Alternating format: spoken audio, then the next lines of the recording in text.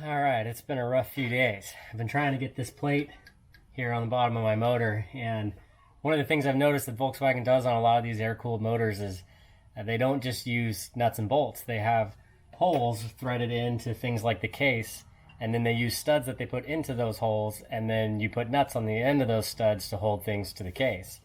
And the problem with that is it leaves many points of failure, right? The first one being if those studs don't have anything to seat against, which a lot of them don't, they're just kind of loose sitting in those holes. And so if you get any sort of burr on your nut or on your stud, when you try to turn that nut, it might just turn the stud deeper into the case and you don't even notice.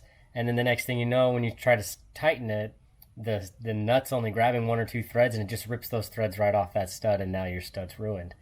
And so I was having all sorts of problems with that on this thing, in addition to a little bit of an oil leak. And so I decided to get a new aluminum plate that's a little stronger and flatter, that they say holds better than the standard plate. And I've replaced all the studs, and I put thread locker on them so that the studs stay where they're supposed to be, and then the nuts go on. But the other problem that I had was this one right here. This also holds on the oil strainer, the oil pickup tube on the other side of this. It sits in there and bolts down on that to hold it firmly in place. And so this is kind of a bolt that comes out the other end, and it's supposed to still be in threads, but those threads had stripped, and so that bolt was just useless, and I had all sorts of problems trying to figure out how to solve that. What I wound up doing was I took one of the studs, I took one of the end cap nuts that they sell with these things, which you can see I didn't use, and that's for another reason.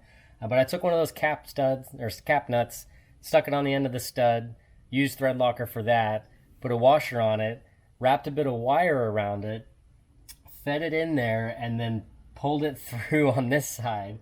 And you can see it here in the picture that I took my Dremel and cut a slot in here so I could use a screwdriver to hold that flat, and then twist it with a wrench to get to the torque that I need. Only 5 pounds needed for these things. It's not a lot. But I also replaced the gaskets with silicone ones to really try and seat them in a little better and get a better seal. I think I finally have success. I was able to torque down all 6 studs. Everything should finally be working, and I couldn't be more thrilled. But can't test it yet because I'm getting a new drain plug. I use these drain plugs on all of my cars. They're called easy oil plugs, and it's a valve. You put it in there, you replace your plug with it, and then it just has a little lever. You flip that lever and your oil comes out. You flip it back, you fill it back up.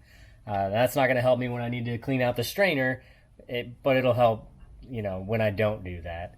But they're amazing. I use them on all my cars. It makes things so much cleaner and easier. It's way better than taking out a plug and spilling oil everywhere. So this was my last 3 days. Thread locker, studs, stripped bolts. I bought a tap and die kit to straighten things out and get new nuts to hold things better than the cap nuts did. And it's finally done. I'm hoping this holds oil. I'll figure that out on Monday. And thanks for watching.